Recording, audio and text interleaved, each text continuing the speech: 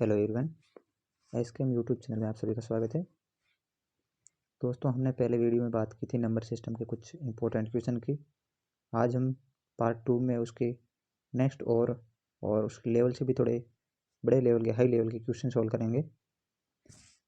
दोस्तों, आई technician T1 की जो भर्ती आई हुई है, इस भर्ती के अंदर सारे क्वेश्चन जितने भी इंपॉर्टेंट क्वेश्चन हैं मैथ से रिलेटेड, वो सारे क्वेश्चन मैं इस यूट्यूब चैनल पर करवाने वाला हूँ।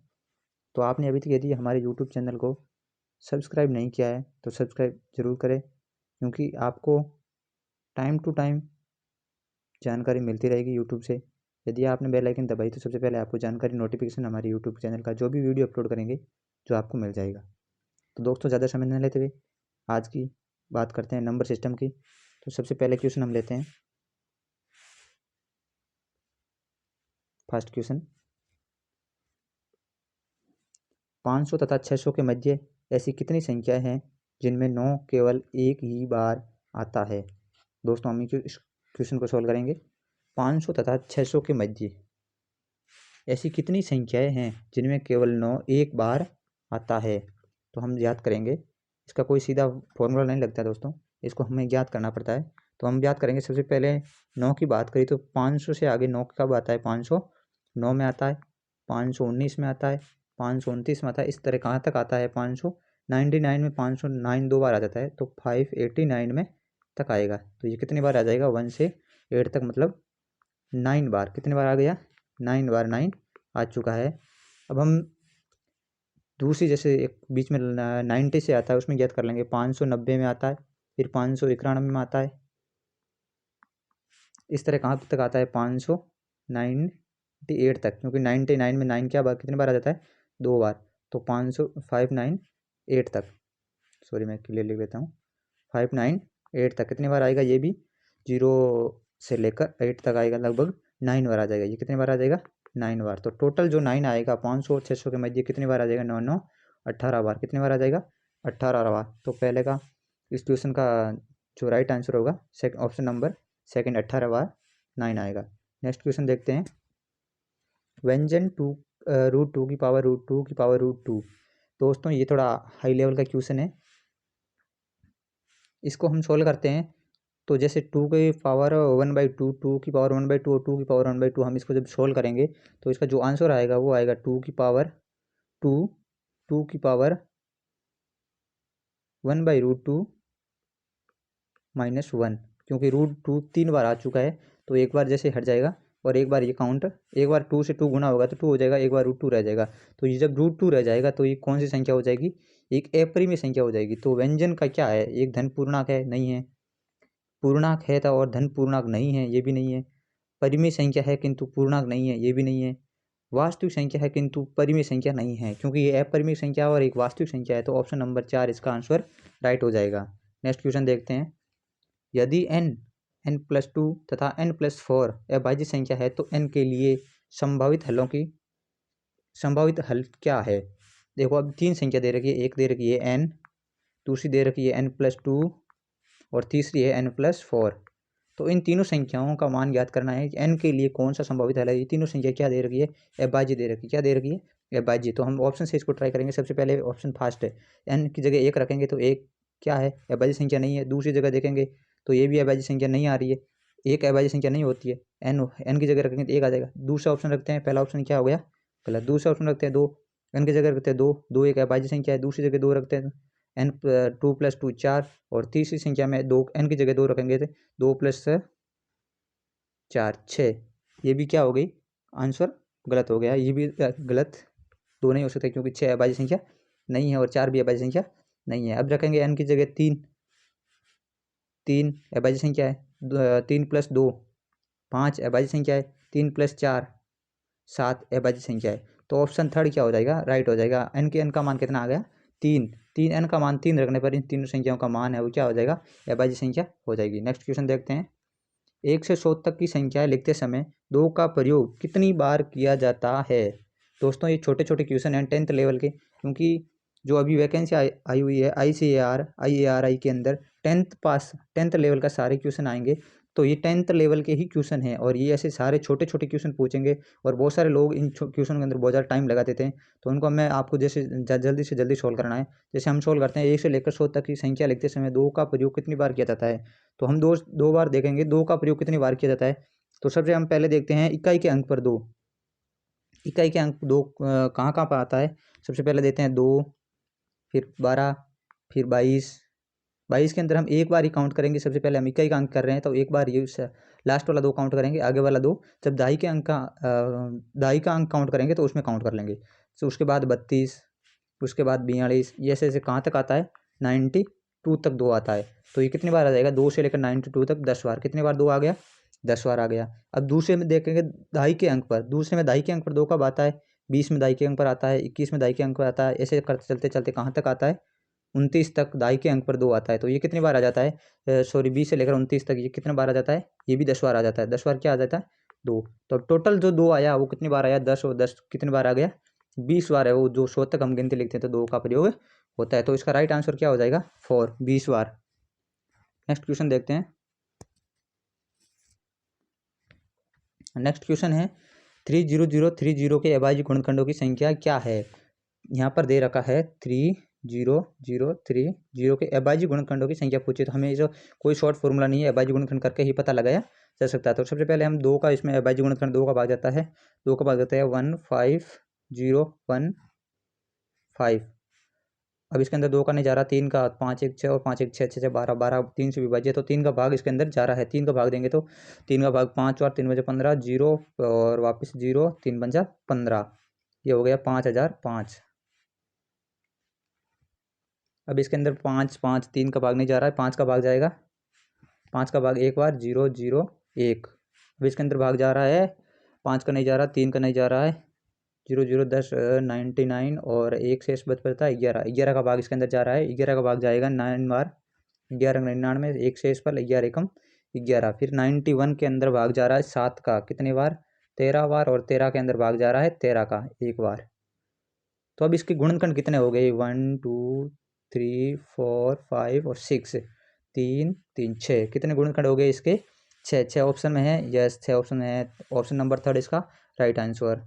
अगला नेक्स्ट क्वेश्चन देखते हैं, निम्न में से कौन सा एक कथन सर्वदा सही है। सही कथन का पूछा है, सर्वदा यानी हमेशा सही है, ऐसा कौन सा कथन है हम देखते हैं। सबसे पहला आंसर देखते हैं, एक अभाज्य संख्या का वर्ग एक अभाज्य संख्या होती है, जरूर नहीं है, ये होती है सर्वदा। एक अभाज्य संख्या का वर्ग एक अभाज्य संख्या होती है, ये गलत है। एक अभाज्य संख्या की अभाज्य संख्या होती है, कोई भी अभाज्य संख्या मान लो जैसे 5 होती है तो उसका वर्ग हमेशा भाज्य संख्या होगा, क्योंकि वो उसी संख्या से उसका अंदर उसका गुणज होता है, तो वो हमेशा भाज्य संख्या होती है। पहला ऑप्शन गलत है। असत्य मतलब यहाँ पर सही कथन का पूछा है, दो वर्ग संख्याओं का योग एक वर्ग संख्या होती है, दो वर्ग संख्याओं का योग एक वर्ग संख्या होती है, ये गलत है, नहीं हो सकती है, जरूरी नहीं है।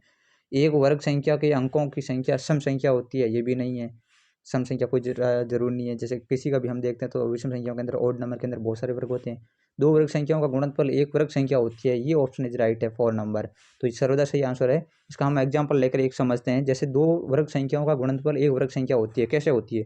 दो वर्ग संख्या लेते हैं, एक 4 और एक 9, ये दो वर्ग संख्या, इनका गुणनफल 9 चौक 36, ये क्या है एक वर्ग संख्या है, 36 क्या आएगा वर्ग संख्या है। एक ऑप्शन एक एग्जाम्पल और लेकर समझते हैं, जैसे 9 और 16, 9 और 16 गुणा 144, ये भी क्या है, इन दोनों संख्याओं का दो वर्ग संख्याओं का गुणनफल एक वर्ग संख्या होती है। जो चौथा आंसर है वो इसका राइट आंसर हो जाएगा। नेक्स्ट क्वेश्चन देखते हैं, 100 और 120 के बीच की सभी अभाज्य संख्याओं का योग क्या है। अब हमें यहाँ पूछा है संख्याओं, अभाज्य संख्या की संख्या नहीं पूछी है, संख्याओं का योग पूछा है, सम पूछा है जितनी संख्या है।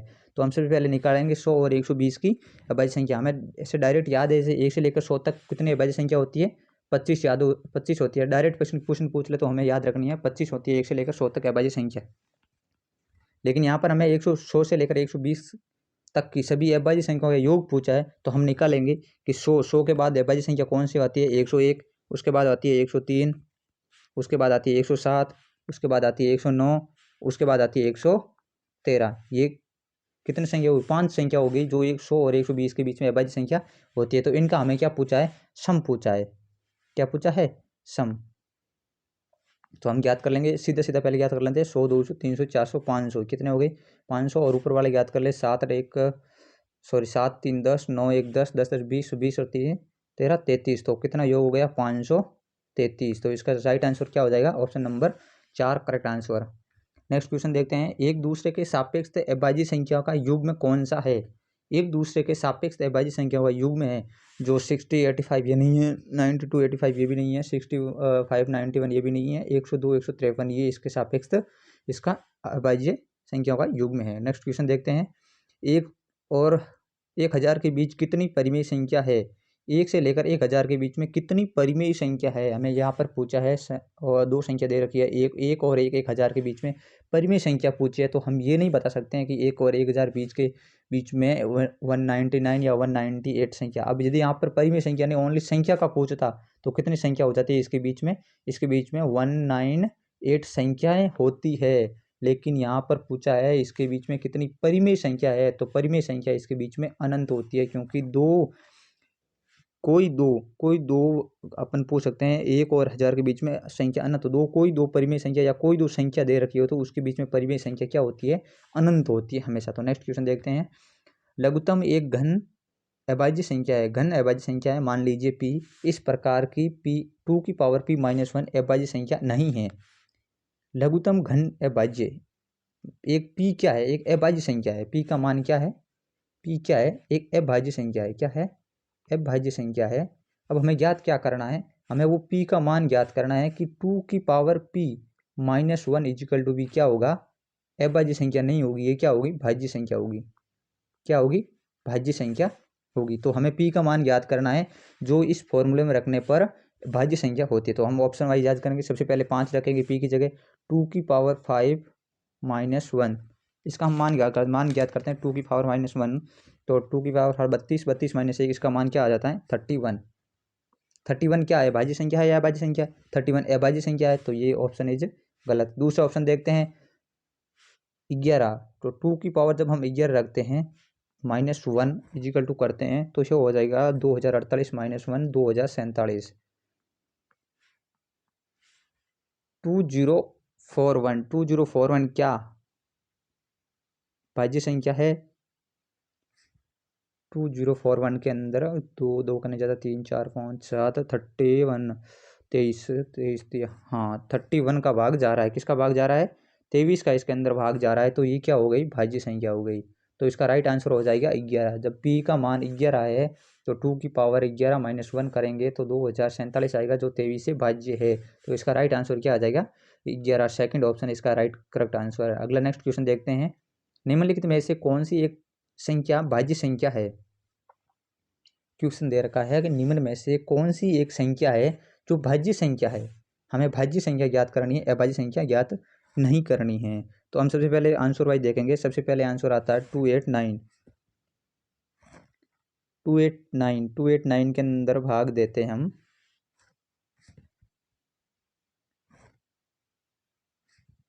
भाज्य संख्या का पूछा है हमें,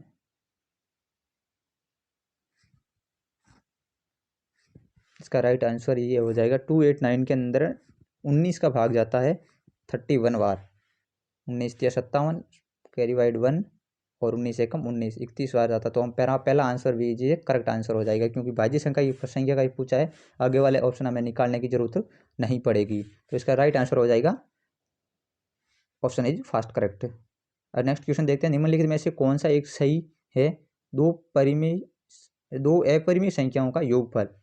निम्न में से कौन सा एक सही है, हमें पूछा है दो अपरिमेय संख्याओं का योगफल, क्या पूछा है, दो अपरिमेय संख्याओं का योगफल होता है, ये पूछा है।